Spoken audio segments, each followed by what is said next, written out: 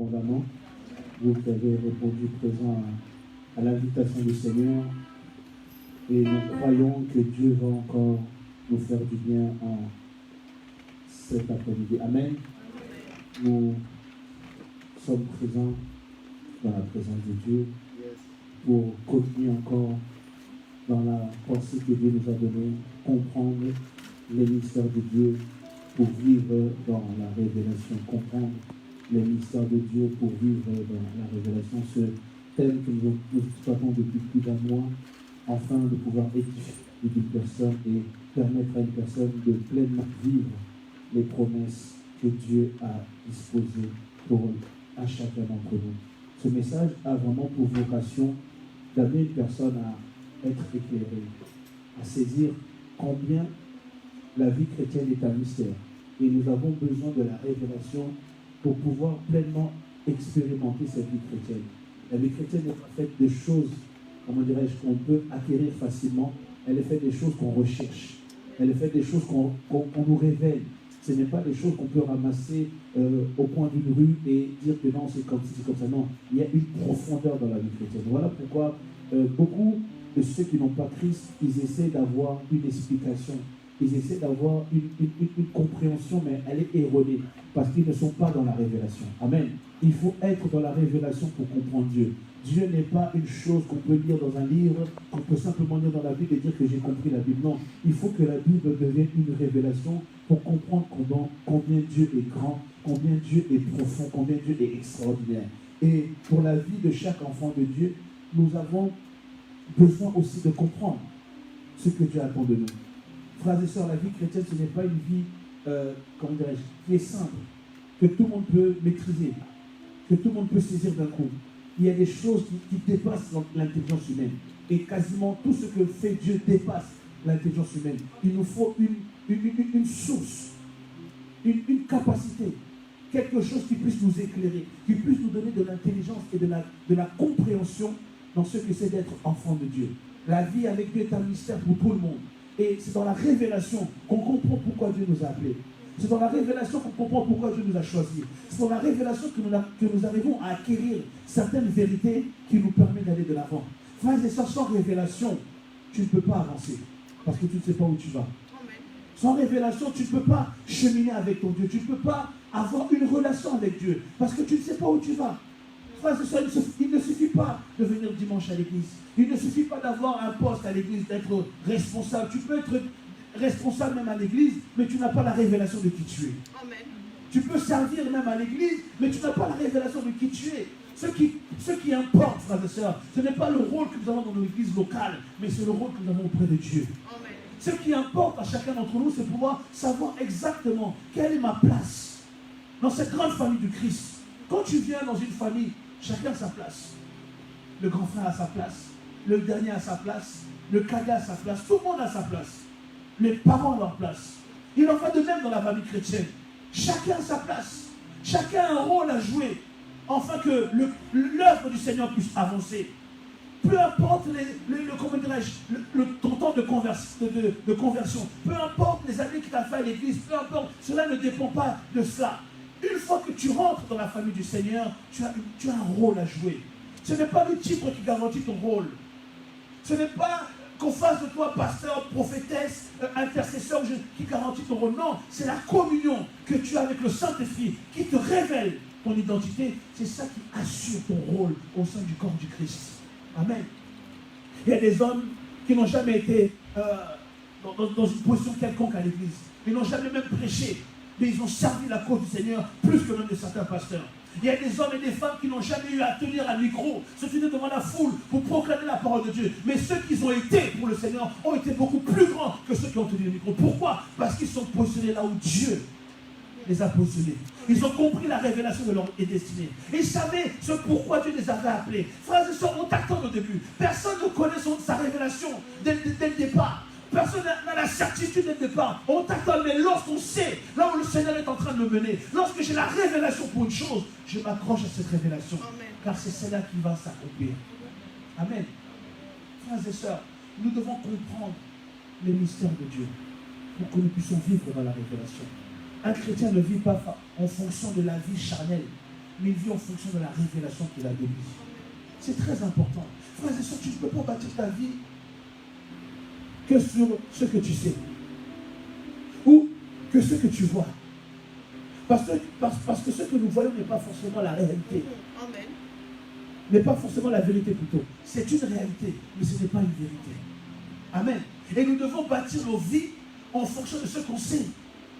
Qu'est-ce que tu sais de toi? Qu'est-ce que tu sais de ton lendemain? Qu'est-ce que tu sais de ta semaine? Frères et sœurs, la révélation ne se résume pas seulement à qui je serai dans 10 ans, à l'homme que je serai quand je serai élevé. Non, elle commence même aujourd'hui. Qu'est-ce que le Seigneur t'a révélé pour la journée d'aujourd'hui? Elle sera même propice demain. Ta semaine qui va commencer, qui a déjà commencé. Or, quelle est la particularité de ta semaine? La révélation, frères et sœurs, ce n'est pas seulement fait pour des grandes choses extraordinaires. Toutes révélations sont extraordinaires, même les plus petites. Mais nous voulons considérer que seulement les grandes. Quand tu te vois guérir les malades, quand tu te vois imposer les mains, quand tu te vois faire des miracles, quand tu te vois avec une grande entreprise derrière. Mais la petite révélation qui te dit simplement d'aller dire ah, Jésus, je t'aime à ton voisin, c'est une révélation. La petite révélation que tu sous-estimes, ou tu sens en toi, tu as la conviction que tu dois dire à ton collègue, lui parler de Jésus. La révélation qui monte dans ton cœur, tu as cette conviction que tu dois prendre une semaine de jeûne et de prière. La révélation qui te dit qu'aujourd'hui tu dois abandonner cette relation, tu dois t'écarter de cette personne. Mais toutes ces choses, on les minimise. Parce que bien souvent, elles vont à l'encontre de ce que nos yeux voient. Amen. Frères et sœurs, il est vraiment important de comprendre que l'enfant de Dieu est celui qui vit dans la révélation.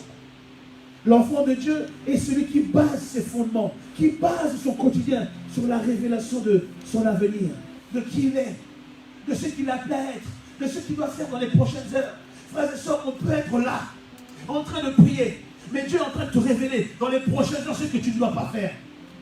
Est-ce que je parle à quelqu'un? Nous pouvons être là en train de... Tu écoutes la parole de Dieu, mais de l'autre côté, le Saint-Esprit te dit, quand tu vas rentrer ce soir, ne prends pas ce chemin-là. C'est ça la révélation. Elle est constante. Elle est à la portée de tout le monde. De tous ceux qui ont reçu Christ, ils ont droit à vivre dans la révélation.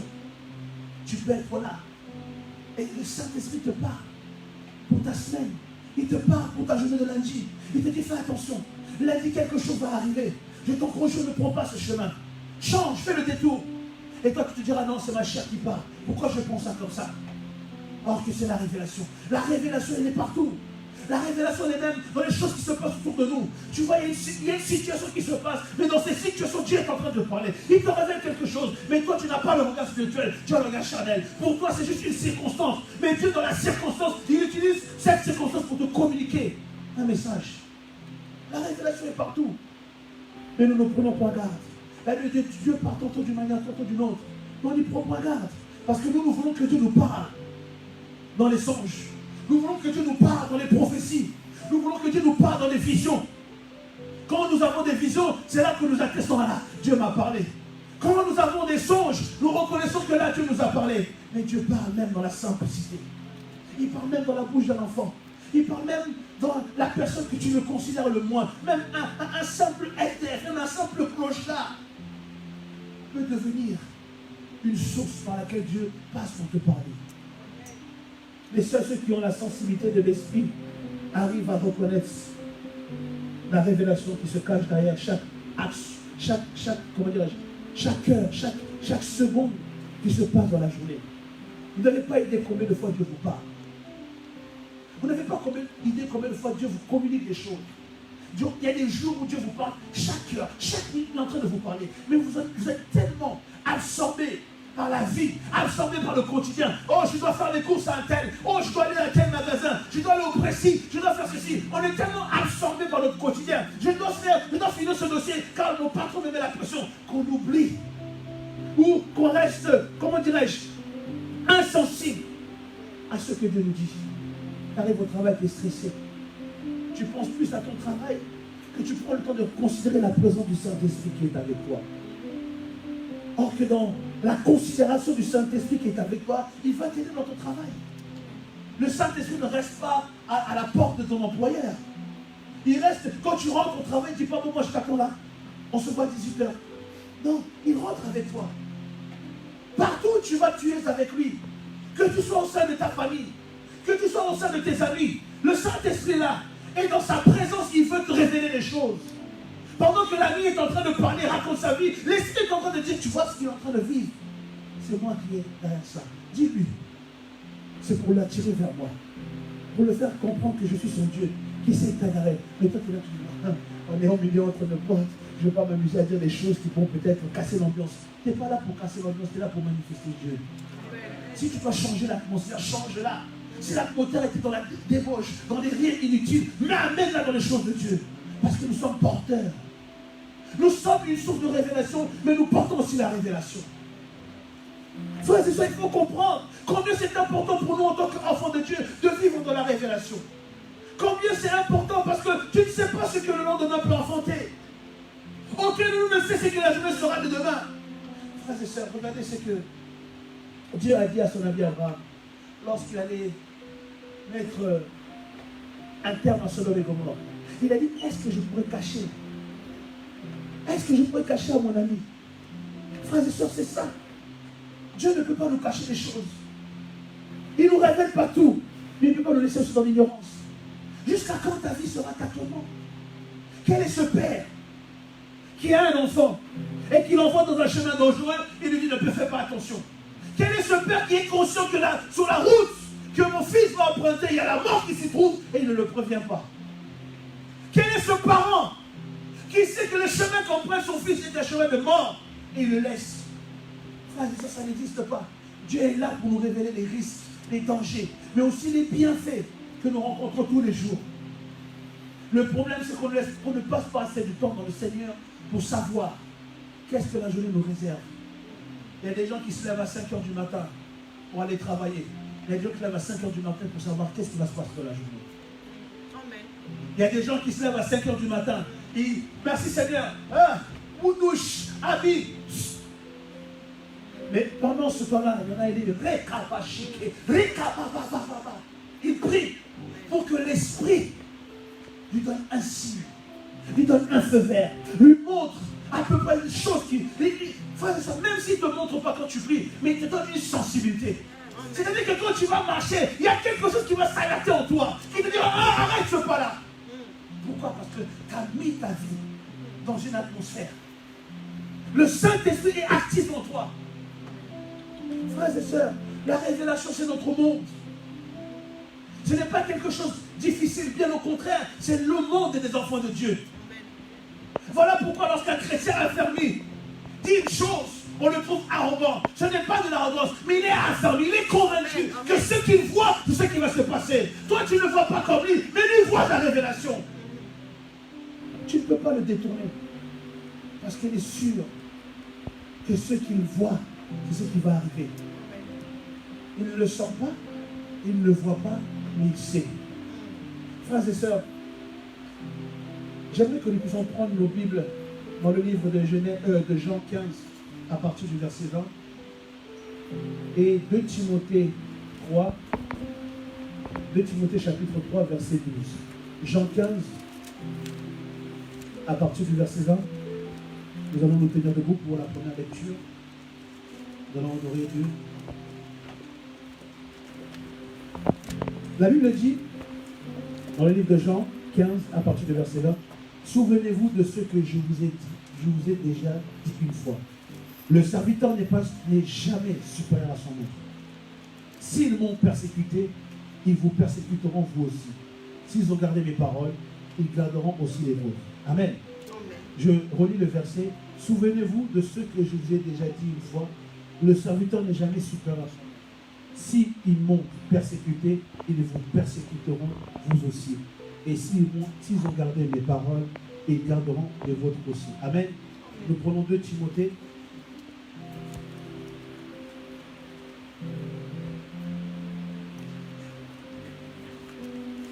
De Timothée,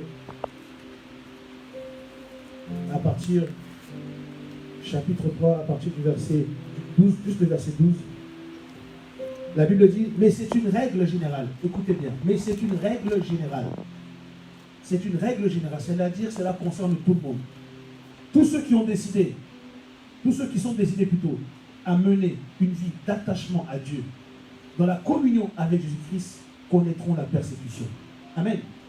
Mais c'est une règle générale. Tous ceux qui sont décidés à mener une vie d'attachement à Dieu, dans la communion avec Jésus-Christ, connaîtront la persécution. Amen. Je vous invite à prendre place.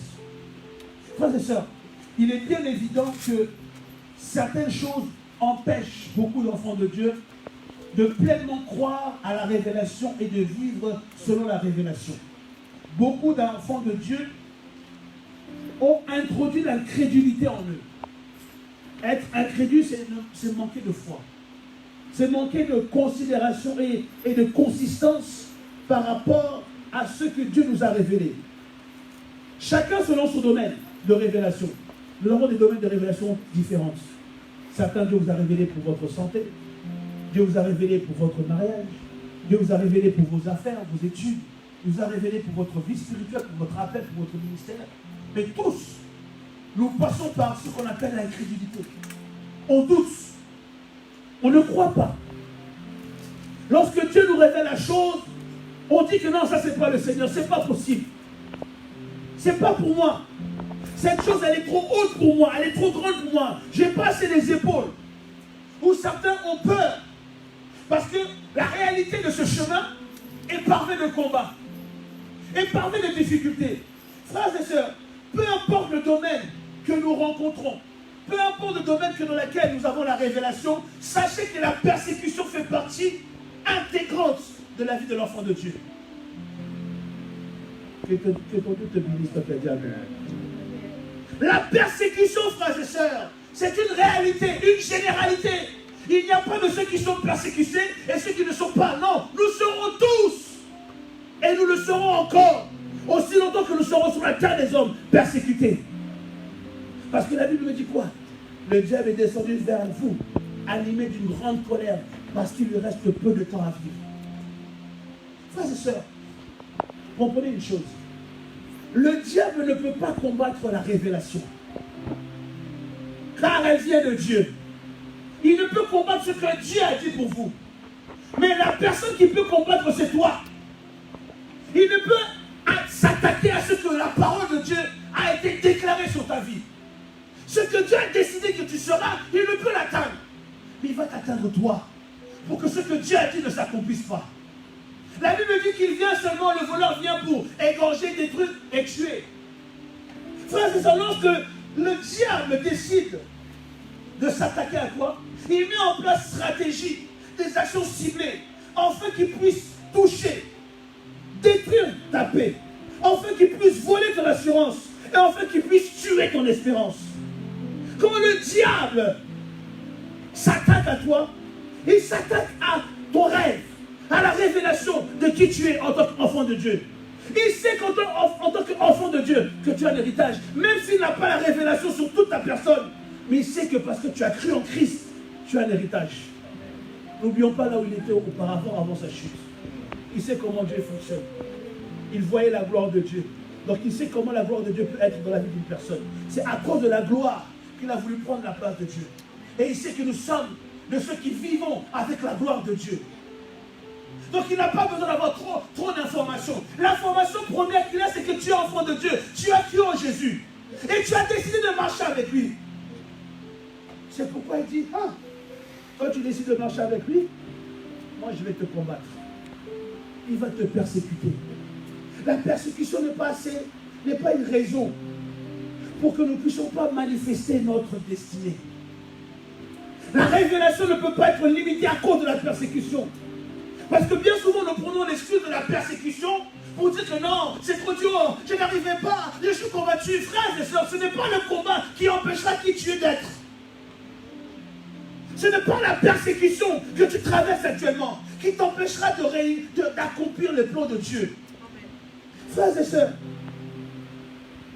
Dieu nous donne par le Saint-Esprit la révélation que nous avons besoin pour fonctionner, pour avancer, pour agir avec foi et détermination. Mais le diable vient aussi nous apporter son élan de désespoir, son élan d'inquiétude, pour nous permettre de ne pas avancer par la foi.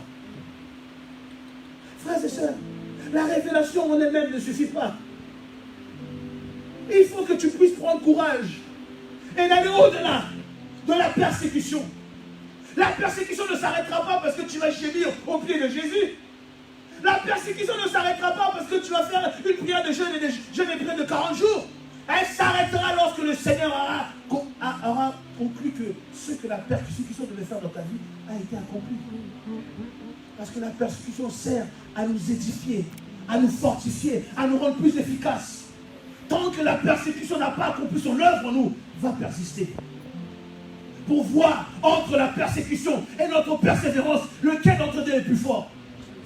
Entre le Seigneur et entre nous, lequel, entre les paroles du diable et la parole de Dieu, lequel est le plus fort. Amen. Frères et sœurs, là, le diable essaie d'éteindre votre foi. Il essaie d'affaiblir votre foi. Il essaie de l'étouffer. Parce que c'est la foi qui nous permet d'avancer dans la révélation. N'oubliez pas que la révélation est un monde qui n'est pas visible d'abord. Elle est en nous, c'est une révélation. C'est le monde de la foi. J'avance dans ce chemin, j'avance dans cette direction. Non parce que j'ai les assurances, parce que j'ai vu la chose s'accomplir, mais j'ai la foi qu'elle s'accomplira. Et bien souvent, lorsque nous avons la foi pour quelque chose, la chose nous dit que tu te trompes. La circonstance, la situation nous dit que tu t'égares.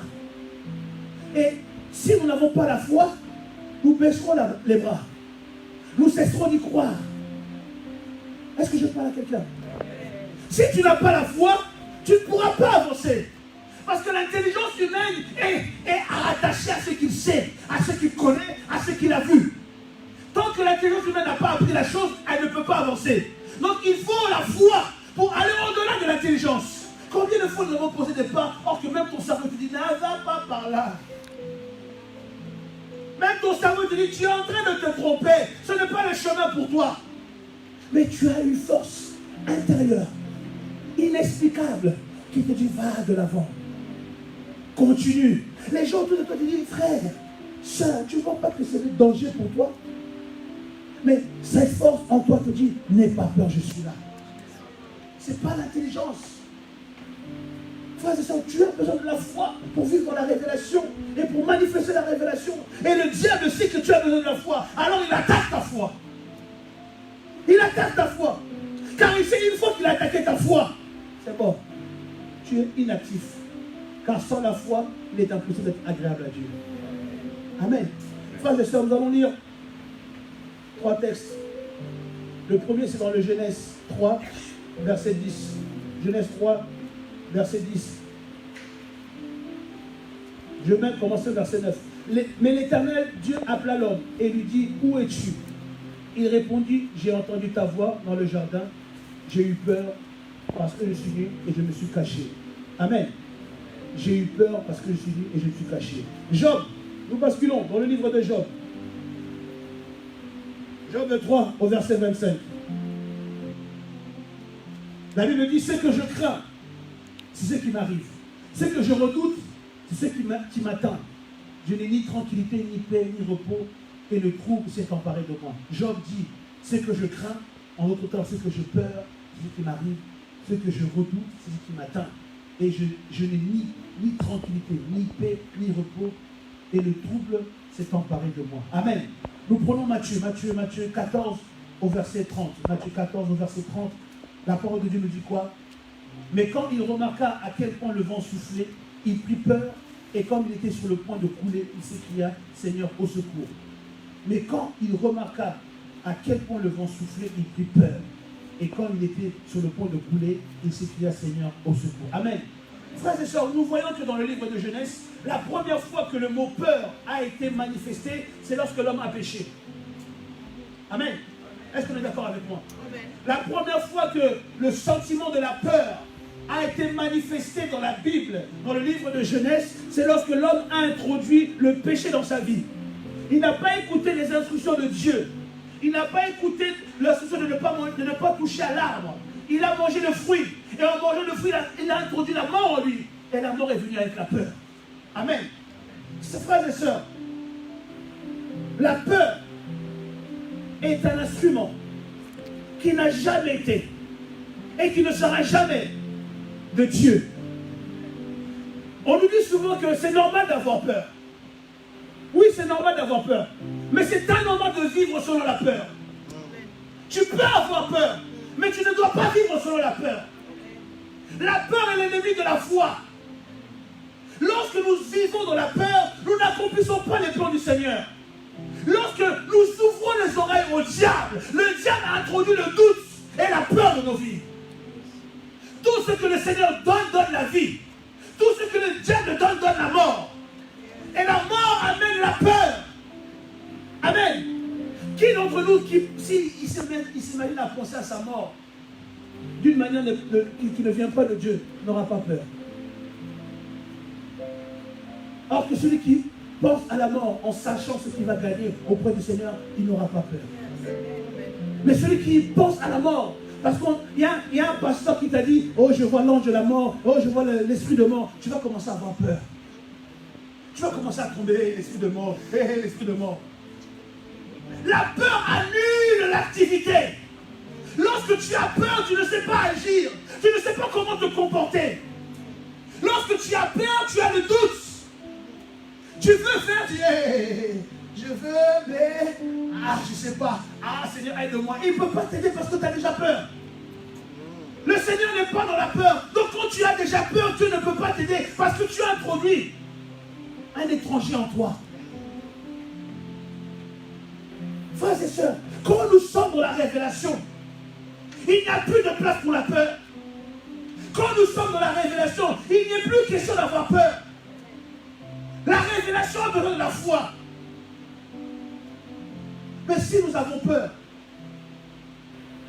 nous ne pouvons pas avancer. La peur sera toujours là. La peur, elle fait partie du monde. Mais nous ne pouvons pas vivre sous l'influence de la peur. Nous devons dominer sur la peur. Nous devons être plus forts que la peur. Frères et sœurs, la peur, lorsqu'elle parle dans nos cœurs, lorsqu'elle parle en nous, elle nous amène à poser des actes qui ne sont pas des actes de la foi. Amen. C'est-à-dire que la révélation t'oblige d'agir par la foi. Tu agis dans l'inconnu. Tu poses l'acte parce qu'on t'a dit de la poser. Mais concrètement, tu ne sais pas. Mais la peur te dit, hey, stop. Ou fais le contraire. Fais le chemin de l'assurance. Le chemin que tu connais. Il te fait croire que c'est le chemin de l'assurance, mais il est en train de te perdre. Il te fait croire que c'est le chemin qui t'amène vers la destinée, or qu'il est en train de faire un détour. Il te fait croire, non, là, t'inquiète, on a la maîtrise. Dieu ne demande pas d'avoir la maîtrise. Lui, il a la maîtrise. Amen. Amen. Dieu ne veut pas que tu puisses avoir la maîtrise, mais que tu puisses faire confiance en celui qui a la maîtrise. Amen. Et la peur veut te mettre encore dans la position, non, c'est toi qui dois conduire ta vie. T'inquiète pas, on passe par là, on a toujours fait ça comme ça. Pourquoi tu veux changer? Pourquoi tu veux passer par des voies autres? Ne vois-tu pas qu'on a toujours l'habitude de faire ainsi? C'est pour ça que ta vie n'a jamais avancé. Parce que tu as toujours fait les mêmes choses. Lorsque nous avons peur, nous sommes bloqués. Regardez, nous l'avons déjà vu. Tu es dans une situation, tu as peur. On dit quoi? Tu es tétanisé. J'allais dire, tu ne bouges plus. Parce que tu as la peur. La peur ne fait pas avancer, elle bloque. Regardez simplement les mots qu'on associe à la peur. Je suis tétanisé par la peur. Donc je suis bloqué par la peur. Alors comment nous pouvons prendre la peur comme soubassement pour avancer? Comment nous pouvons nous saisir de la peur pour dire que je vais avancer parce que j'ai peur? Je dois avancer parce que j'ai la foi et l'assurance en celui qui a parlé. Non, parce que j'ai peur. Frères et sœurs, la peur donne des mauvais signaux. Elle ne va jamais te dire des choses bonnes. Non. Regardez ce que Job a dit. C'est que j'ai peur, c'est ce qui m'arrive. Donc lui-même avait peur des choses et a tiré. Vous comprenez? La peur donne un mauvais message. Le monde spirituel fonctionne au message par lequel nous habitons. Le monde spirituel fonctionne par les messages. Et lorsque tu donnes le message de peur, tu ouvres la porte aux mauvais signaux. Tu as peur de la maladie, mais la maladie t'atteindra. Tu as peur de l'échec, mais l'échec t'atteindra. Tu as peur de ne pas réussir, mais tu ne réussiras pas. Parce que tu donnes un signal au monde spirituel que j'ai peur. Tu dis au diable, viens me conquérir, viens prendre peur dans ma vie, parce que j'ai peur. La peur vient du diable, frères et sœurs. Ne croyez pas ceux qui disent, non, c'est bien d'avoir peur, des fois, c'est pas bien. C'est faux. Nous avons l'assurance. L'enfant de Dieu marche avec assurance. Ça ne veut pas dire que je ne peux pas avoir peur. Je peux avoir peur sur l'instant, mais je refuse de vivre dans la peur. La peur peut m'inquiéter, la peur peut toucher mon cœur, mais je refuse d'être sous le joug d'un autre que mon père. Jamais mon père m'a dit tu auras peur. Il n'y a aucun tu auras peur. Il n'a jamais dit ça. Amen. Il n'y a aucun verset qui dit si tu as peur, continue à avancer parce que c'est normal que tu as peur. Jamais. Amen. Il dit pourquoi tu promènes-tu de regard inquiet? Il dit pourquoi promènes-tu de regard inquiet? Je suis là. La présence de Dieu ne laisse pas place à la peur. Tu ne peux pas conquérir ta révélation aussi longtemps que tu mets la peur en avant. J'ai peur d'échouer, j'ai peur de ceci, j'ai peur de cela. Ta destinée ne dépend pas de toi. Amen, amen, amen. Si elle dépendait de toi, je pouvais comprendre ton doute, ton doute. Mais elle ne dépend pas de toi. Elle dépend de Dieu. Alors pourquoi aurais-je peur? Parce que ce n'est pas moi qui a conçu ce plan-là. Mais c'est Dieu qui l'a conçu. Et s'il l'a conçu, en qui j'aurais peur? Le diable ne peut pas toucher tes rêves. Il ne peut pas... Frère, c'est ça. Vous avez vu le diable dire, bon, le Dieu a parlé, je vais combattre la parole de Dieu, elle va pas s'accomplir. Non, il ne peut pas. Il peut combattre son accomplissement, mais il ne pourra jamais combattre le plan de Dieu dans ta vie. Il peut retarder plutôt son accomplissement, mais il ne pourra jamais arrêter ce que Dieu a dit. La seule personne qui l'arrête, c'est toi. Amen, amen.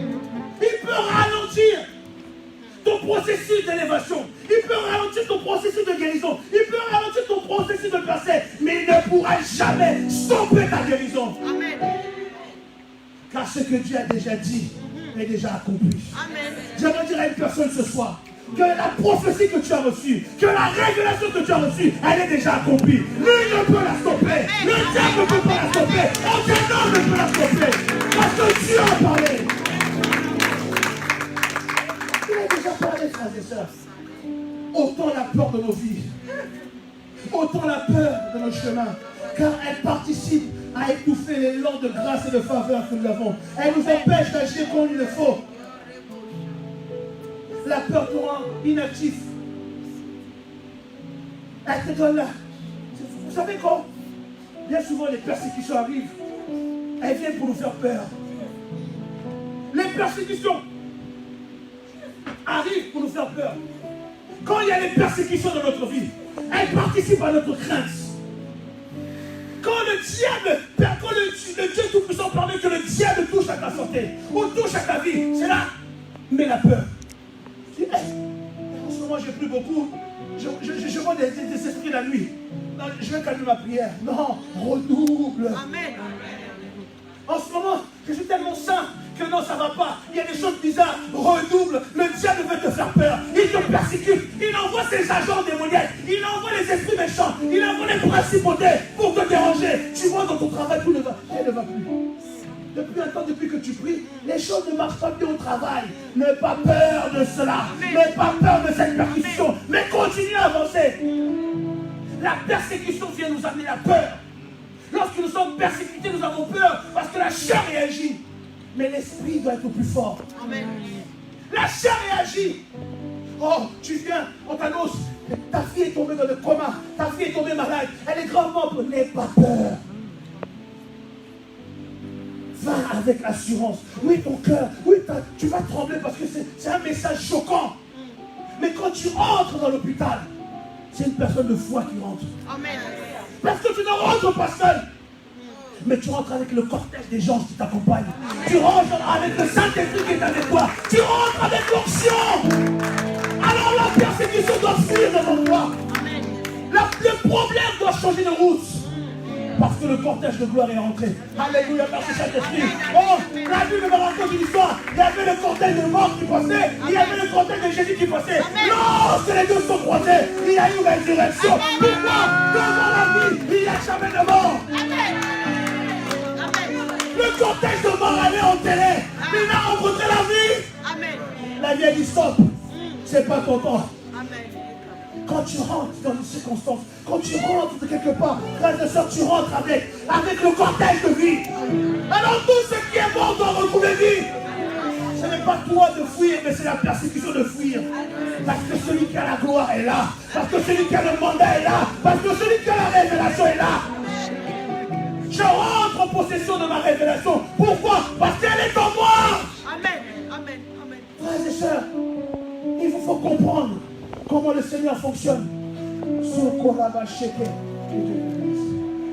vous faut comprendre comment Dieu avance.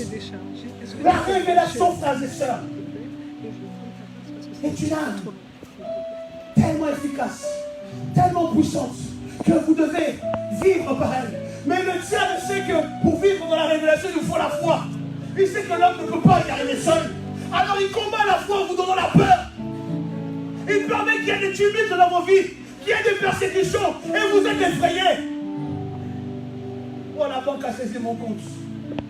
Et alors, même s'ils ont saisi ton compte, est-ce qu'ils ont saisi ta vie? Même s'ils ont saisi ton compte, à qui l'or et l'argent appartient? Il appartient à PLP, il appartient à la Société Générale, ou il appartient au Créateur?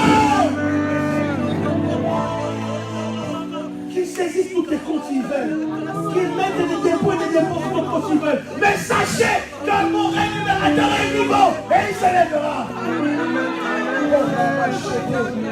Frères et sœurs, vous devez comprendre qu'il n'y a pas de place pour la peur dans votre vie. C'est à vous de vous lever contre la peur. C'est à vous de vous lever contre la peur et laissez place. Laissez place à la foi. Frères et sœurs, celui qui veut vivre sa vie, il doit la vivre en sachant que les persécutions font partie intégrante de ma vie. J'ai lu cette semaine dans la vie d'un homme de Dieu. Il a écrit dans son livre, même si vous estimez ne pas être en guerre contre lui, le diable est en guerre contre vous. Même si vous ne combattez pas, il vous combat. Il n'y a aucune possibilité de signer un traité de paix ou un cessez-le-feu. Ça n'existe pas. Je vais faire la paix avec le diable. Il ne te fera jamais la paix. La persécution, il va te l'amener à ta porte. La persécution, elle va rentrer dans ton foyer. Ça va toucher tes enfants, ça va toucher ton mari. Mais à toi de garder la révélation. Oh, je ne comprends pas. En ce moment, je prie beaucoup, mais je ne vois pas pourquoi ma vie est atteinte. C'est normal, c'est parce que tu pries beaucoup. Tu es en guerre et le diable réagit à tes attaques. Oh, je ne comprends pas. Depuis cette semaine, il y a trop d'attaques dans ma vie. Tu es dans le vrai. Élève encore la prière. Reste dans la révélation. Ne fouillez pas parce qu'il y a la persécution. Beaucoup d'enfants de Dieu fuient parce qu'ils ont peur. Mais ce n'est pas de Dieu, c'est le diable. Beaucoup d'enfants s'éloignent de leur destinée à cause de la peur. Parce qu'il y a la persécution. C'est un esprit de lâche. Dieu nous a dit que nous serons persécutés. Frères et sœurs, que le diable utilise une de ses armes, la peur, pour freiner notre détermination. Il met en nous le doute pour nous dérouter du bon chemin. Il nous oblige à faire les mauvais choix, car il sait qu'en faisant les mauvais choix, nous n'allons pas avancer. Il ne peut pas freiner ce que Dieu a dit. Il ne peut pas empêcher la parole de Dieu d'agir, mais il va t'empêcher d'avancer vers la parole de Dieu. En mettant en toi la peur et en te faisant douter. Je rentre dans ma conclusion. J'aimerais que nous puissions prendre nos Bibles dans le livre de 1 Pierre au verset 5. 1 Pierre 5, verset 9. 1 Pierre 5 au verset 9. 1 Pierre 5 au verset 9. 1 Pierre chapitre 5, verset 9. La Bible dit, opposez-vous à lui avec une foi inébranlable. Vous savez que vos frères dispersés à travers le monde passent par les mêmes épreuves. Alléluia. Voilà aussi pourquoi il combat notre foi. Parce que notre foi nous permet de nous opposer à lui. Amen. C'est lorsque tu as la foi que le diable ne peut pas s'attaquer à ta vie. La foi est une opposition à la peur. Opposez-vous à lui avec une foi inébranlable. Tu dois t'opposer à tout ce que le diable dit dans ta vie. Tu dois t'opposer à la persécution du diable avec la foi et la détermination que ce que tu as vu va s'accomplir. La Bible dit une foi inébranlable. Une foi inébranlable. C'est-à-dire que peu importe le nombre d'attaques, de persécutions, même si on te dit que tu vas rentrer dans le coma, ma foi sera inébranlable. Vous n'êtes même pas encore arrivé jusqu'à la porte de la mort. Je parle à quelqu'un. Tu n'as pas été persécuté jusqu'à la porte de la mort. Il y a des gens qui sont arrivés à la porte de la mort. La mort leur ouvrait grand la porte. Ils disaient, viens, c'est ton temps. Mais la foi qu'ils avaient en la vie du Christ en eux leur a dérouté de la mort. Tu n'as pas encore été persécuté jusqu'à la mort. Regardez ce que les apôtres de la première église, ceux qu'ils ont vécu, ils ont été décapités, ils ont été portus, ils ont été sciés en deux, ils ont été lapidés, ils ont été crucifiés la tête en envers. Pourquoi? Parce qu'ils avaient la révélation. Ils n'ont jamais douté de la révélation. Ils étaient prêts à offrir leur corps parce qu'ils avaient la révélation. Frères et sœurs, vous pensez qu'une personne peut donner son corps gratuitement? Il le donne parce qu'il sait ce qu'il a à gagner, beaucoup plus grand que ce qu'il a à perdre. Au jour d'aujourd'hui, si Christ est venu, beaucoup allaient dire non, Seigneur, ne reviens pas. Parce que je ne suis pas encore marié, je n'ai pas encore mon entreprise, je n'ai pas encore ma maison. Parce qu'ils pensent que ce qu'ils ont ici est beaucoup plus grand que ce qu'ils ont encore là-bas. Quand tu as la révélation de la cité céleste, quand tu as la révélation de ce que Dieu t'a promis, c'est parce que tu n'as pas encore visualisé. C'est parce que l'Esprit t'a pas encore révélé. Quand tu sais ce qui t'attend là-haut, frère et soeur, tu n'as pas peur de perdre ton mariage ici. Tu n'as pas peur de perdre une maison, une voiture ici. Parce que là-haut, oh là-haut, ce qui nous attend là-haut est beaucoup plus grand, plus merveilleux que le simplement merveille peut exprimer. C'est une cité céleste, parfaite. Là où la paix règne, tu n'auras plus jamais aucun autre sentiment que l'amour et la paix dans ton cœur. Tu seras submergé par une atmosphère inexplicable. La gloire de Dieu envahira ta vie. Ce sera comme un parfum que tu respires, comme l'oxygène que tu inhales tout le temps pour vivre. Ce sera ça. La gloire de Dieu va répondre. Oh, les Kabashike, la cité qui nous attend là-haut est une cité merveilleuse. Elle n'a rien d'ici-bas qu'on peut le comparer. Rassemble toutes tes richesses. Tous les richesses des hommes riches, puissants. Tous les richesses des hommes qui ont des capacités dans ce monde ne peut même se comparer, ne peut même se tenir devant ce qui nous attend là-haut. Voilà pourquoi quand on vous parle du retour, non, Jésus, attend un peu. Je ne suis pas encore marié. Donc, la gloire de son nom, la gloire à laquelle nous devons avoir héritage doit être retardée pour que tu puisses avoir un mariage. Et encore un mariage qui sera tantôt. Un mariage où il y aura des guerres, il y aura des complications, des difficultés. Frères et sœurs, le mariage, ce n'est pas le bonheur absolu. Amen. Vous allez rencontrer des épreuves, des difficultés. La persécution va rentrer dans votre mariage, même si vous priez tous les deux. Amen. Ah non, on prie, on est des enfants de Dieu. C'est là où le diable va vous attaquer encore plus. Amen. Amen. Frères et sœurs, comprenons ce que le diable veut agir. La Bible dit dans le livre de Psaume 34, verset 19, le malheur atteint souvent les justes, mais l'Éternel en délivre toujours. Le malheur nous atteindra, la persécution frappera notre porte, mais parce que je suis juste, l'Éternel va me délivrer. Cette parole, si seulement je m'accroche à cette parole, si seulement je m'agrippe à cette parole, si seulement je la serre dans mon cœur, je n'aurai plus jamais peur. Parce que le malheur va m'atteindre, je le sais. Lorsqu'elle frappe à ma porte, je dirai coucou, bienvenue. Mais de la même manière que tu es venu, repars. La même manière. Oh, les kabashike,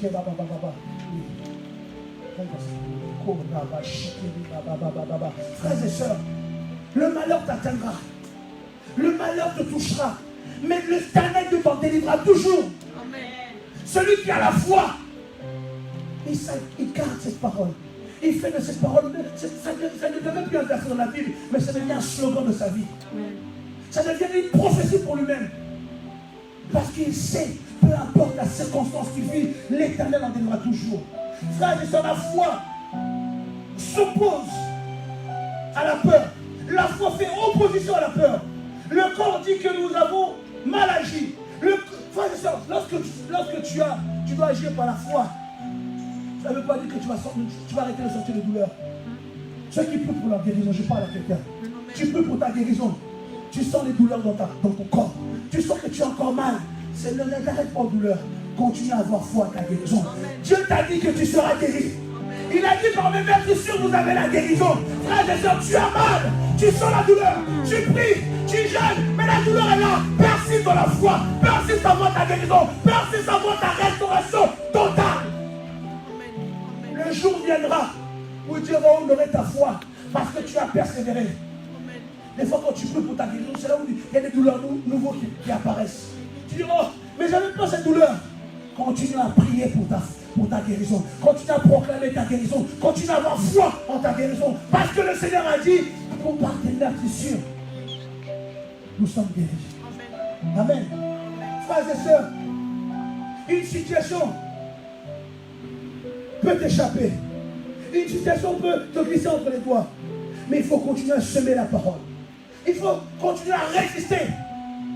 Résiste par la foi. Déclare les choses contraires de ce que tu vois. Frères et sœurs, continue à parler, à proclamer. Demande, dis à la peur. Montre-lui ta foi. Montre-lui que tu as une révélation. Montre à la peur. Je dis que le Seigneur m'avait dit ça. Montre à la peur. Je dis que le Seigneur avait parlé pour ma vie. Montre à la peur que ta révélation est au-dessus de ce qu'il veut mettre en toi. Frères et sœurs, rappelle à la situation que tu vis en ce moment que le sang a coulé pour toi. Je parle à quelqu'un.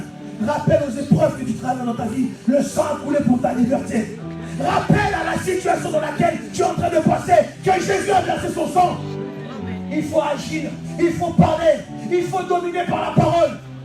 Dans le livre de Marc, au verset 11-23, il dit, si tu dis à cette montagne, ôte-toi de là, si tu ne doutes pas en toi, la montagne disparaîtra.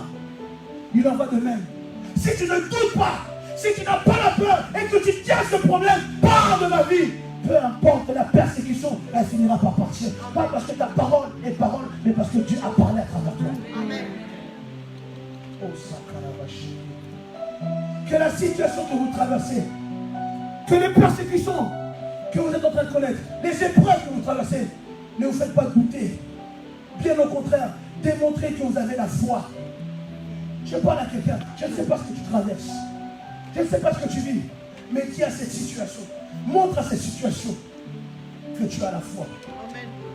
Tu as la foi. Oui, ça fait peur. Oui, c'est risqué, mais tu as la foi. Oui, la situation peut te montrer même la mort, même la perte, même la déchéance. Mais montre à la situation que tu as foi. Peu importe ce que tu traverses, crois en ce que Dieu t'a dit. Et la peur s'en ira. Amen. Avant de clôturer, j'avais une clé à partager avec vous. Pour vous aider à vivre dans la foi.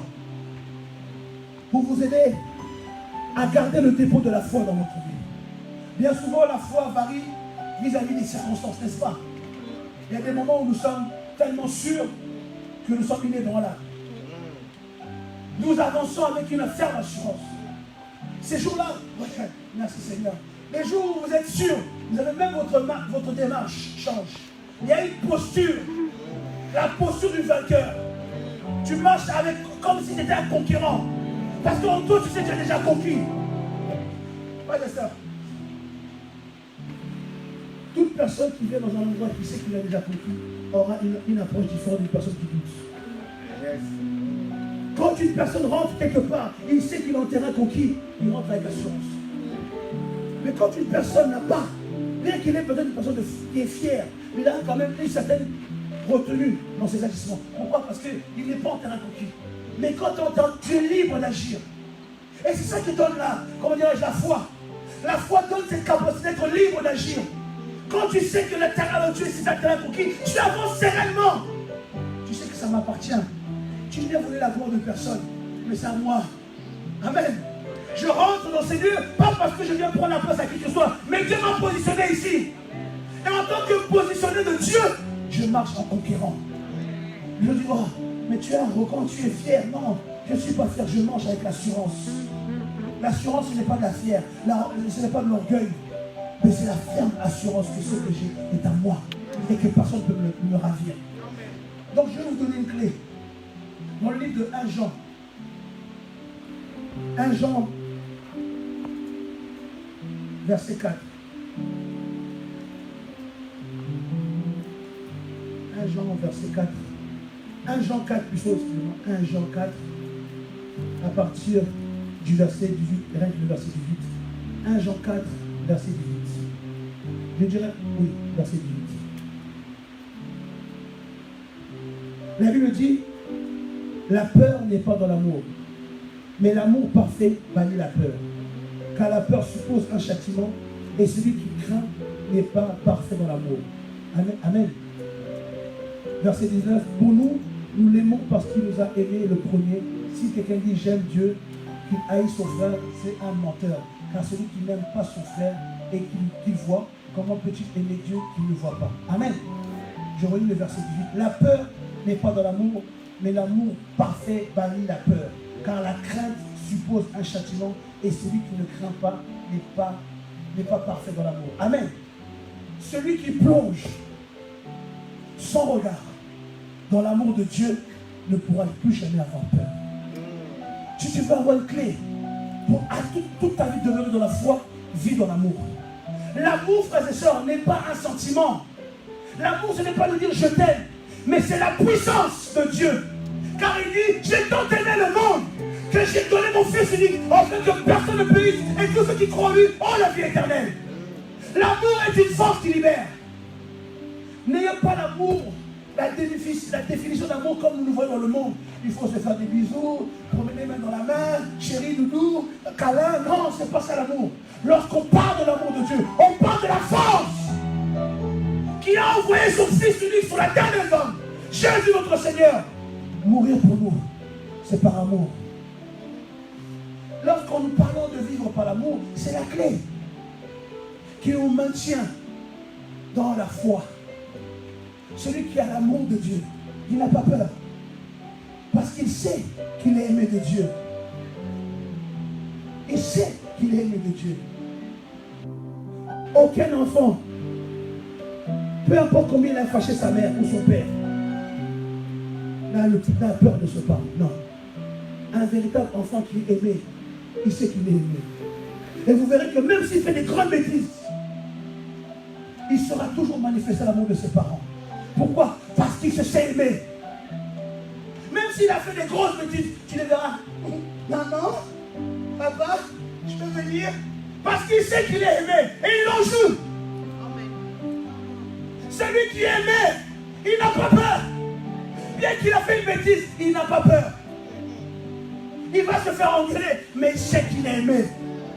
L'amour bannit la peur. C'est pourquoi quand vous dites Église, vivez dans l'amour. Oh non, moi je ne pardonne pas. C'est quoi l'amour de Dieu? C'est savoir aimer l'autre comme Dieu l'aime. L'amour de Dieu ne se voit pas comment tu aimes Dieu, mais se voit comment tu aimes ton prochain. Ne vous détrompez pas. Oh, j'aime Dieu. C'est pas parce que tu chantes des cantiques. Non, Dieu veut te voir à travers l'amour que tu portes aux autres. Jésus, moi je t'aime. Tu peux chanter ce cantique, mais tu n'aimes pas. Parce que tu n'aimes pas ton prochain. Nous l'avons lu dans le verset. Il dit que l'amour parfait bannit la crainte. Mais comment veux-tu dire que tu aimes Dieu que tu ne vois pas, or que tu haïs ton prochain que tu vois? L'amour, lorsque nous sommes dans l'amour, lorsque nous plongeons nos vies dans l'amour, frères et sœurs, tu es inébranlable. La foi demeure. La peur ne peut pas te toucher parce que tu as l'amour de Dieu. Tu es tellement environné de cet amour, tu as tellement l'assurance qu'il t'aime que rien ne peut t'atteindre.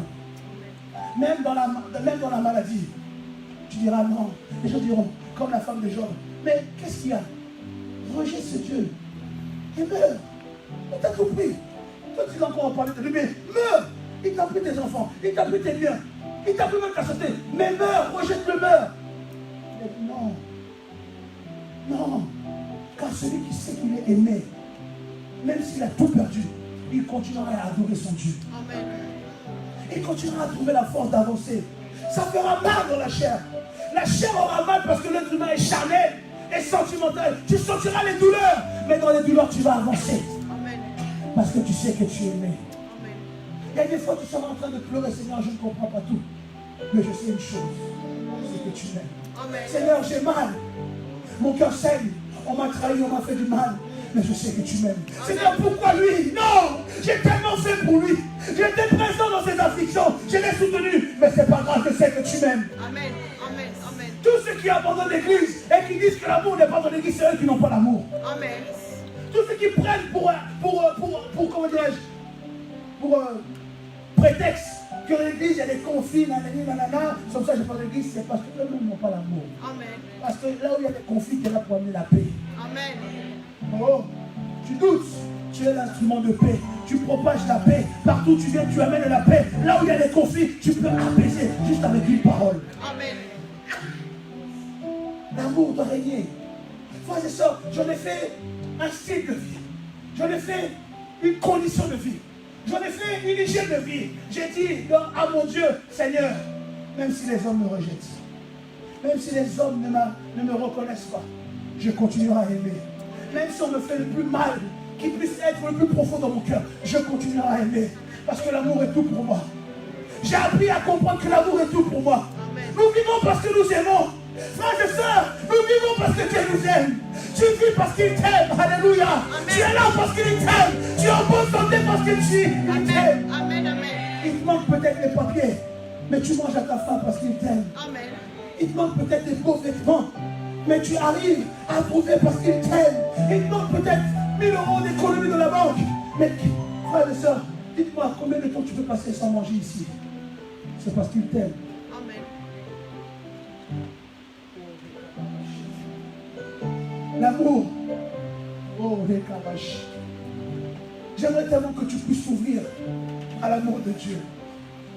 La Bible dit que le Saint-Esprit ne trompe pas car l'amour du Saint-Esprit est répandu dans nos cœurs. J'aimerais tellement que tu puisses ouvrir ton cœur à l'amour de Dieu. Pour que tu puisses réaliser les merveilles que cet amour apporte dans la vie des autres qui se donnent tout complètement à elle. L'amour de Dieu est là. Mais c'est à nous de vivre par rapport à elle. Frères et sœurs, il n'y a pas de meilleure chose à offrir que d'aimer. L'église doit être un lieu où l'amour de Dieu est élevé comme un parfum. Vous savez, quand les nouveaux viennent ici, ils ne doivent pas voir des hommes et des femmes bien habillés, mais ils doivent sentir le parfum de l'amour de Dieu. Amen. Lorsqu'ils rentrent dans cette église, ils vont dire non, ici on s'est aimé. L'amour n'est pas communautaire. Ah non, je reste avec mes amis, je reste avec mes frères congolais, je reste avec mes frères entiers. Non, l'amour n'est pas communautaire. L'amour atteint tout le monde. Amen. Lorsque l'amour est véritable, tu ne peux pas tous les dimanches, tu restes toujours, tu parles au même. Toujours tu parles au même. Il y a une personne, ça fait des mois qu'elle est à l'église, tu n'as jamais dit bonjour, pourtant tu la vois.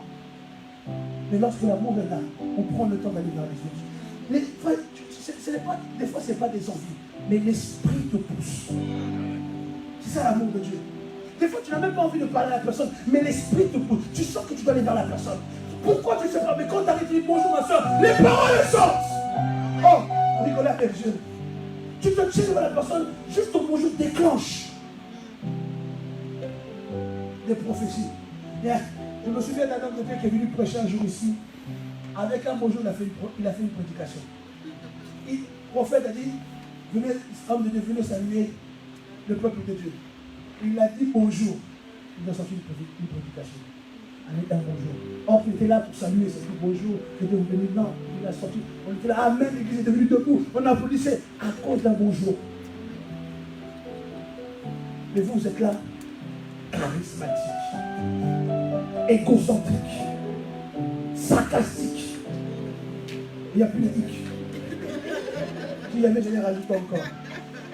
Tout ça pourquoi? Parce que non, j'ai trop été blessé, j'ai trop été déçu. Donc maintenant, moi, je me mets dans mon côté, je présente mon cœur. Ce n'est pas ton cœur, c'est le cœur de Dieu. Amen. La Bible dit si l'Éternel ne garde pas tout ce qu'elle garde pleinement. C'est-à-dire ce que tu gardes là. Parce que tu vas finir par ouvrir ton cœur. et tu vas l'ouvrir parce que la personne a quelque chose qui te plaît. C'est ça en fait. On est hypocrite. Non, tu ne conserves pas parce que la personne n'a pas quelque chose qui t'attire. Mais si elle avait quelque chose qui t'attire, tu allais aller. Parce que le jour où une personne va venir avec quelque chose qui t'attire, tu vas aller vers elle. Amen. Yes. Et quelquefois, tu te préserves. Frère de sang, cultivons l'amour. Car l'amour nous garde. Au-delà de ce qu'elle fait aux autres, mais déjà à nous. Amen. Elle nous garde dans la confiance. Elle nous garde dans la foi. La peur, elle vient, mais elle trouve l'amour, elle ne peut pas rester. Car un sentiment beaucoup plus fort règne dans nos vies. Romains 8, j'accélère pour clôturer. Romains 8 nous dit quoi dans la parole de Dieu? Le livre de Romains 8, à partir du verset 37. La Bible dit, mais dans tous ces combats, celui qui nous a tant aimés est près de nous. Avec lui, nous restons vainqueurs et nous allons de victoire en victoire. Verset 38, oui, et j'aime cette phrase, j'en ai l'absolue certitude. Oui, j'en ai l'absolue certitude. Rien ne pourra m'arracher à l'amour de Dieu, ni la mort, ni la vie, ni les anges, ni les puissances infernales, ni les dangers présents, ni les incertitudes de l'avenir. Aucune autre force de l'univers, qu'elle vienne d'en haut ou de la Bible, aucune créature, non rien au monde ne peut ériger une séparation entre nous et l'amour que Dieu nous a témoigné en Jésus-Christ notre Seigneur, dont nous vivons en communion avec lui. L'apôtre Paul a dit une phrase excellente. J'en ai l'absolue certitude. J'en suis convaincu. J'ai l'assurance, j'ai la ferme assurance. En d'autres termes, j'ai la foi que si l'amour de Dieu est en moi, rien ne peut me séparer de ça. Amen. Et dans cet amour, je vis ma victoire. Parce qu'il a tant aimé le monde et nous a sauvés. Amen. Et je veux finir avec le... Comment ça s'appelle? Psaume 118, au verset 6. Mais je vais la lire dans la version Parole de vie. Psaume 118, verset 6. Il dit, le Seigneur est de mon côté. Je n'ai pas peur. Qu'est-ce qu'on peut me faire? Le Seigneur est de mon côté. Je n'ai pas peur. Qu'est-ce qu'on peut me faire? La seule personne qui peut avoir une telle parole, c'est une personne qui est dans l'amour de Dieu. Amen. Il est tellement sûr de l'amour de son Père qu'il peut dire, le Seigneur est de mon côté, je n'ai pas peur. Il te dit ça. Tu as une arme, prêt à le tuer. Il te dit, le Seigneur est de mon côté, je n'ai pas peur. Toi devant l'arme, s'il te plaît, ne me tue pas. Il y a des enfants, s'il te plaît, ne me tue pas. Si l'homme est mauvais, veut te tuer, il va te tuer. Qui va l'interdire? Mais si le Seigneur est pour toi, l'arme va s'enrayer. Amen. Si le Seigneur est pour toi, il va vouloir tirer, mais il ne va pas arriver à tirer. Si le Seigneur est pour toi, au moment où il va faire un, j'ai mon débarqué, je ne sais pas d'où. Frère et soeur, Dieu, il est le Dieu du secours. Amen. Il peut te secourir dans n'importe quelle situation si tu as confiance en lui. Amen. Amen. Plonge ton cœur dans l'amour de Dieu et tu verras que la peur quittera ta vie à jamais. Que l'Éternel vous bénisse. Amen.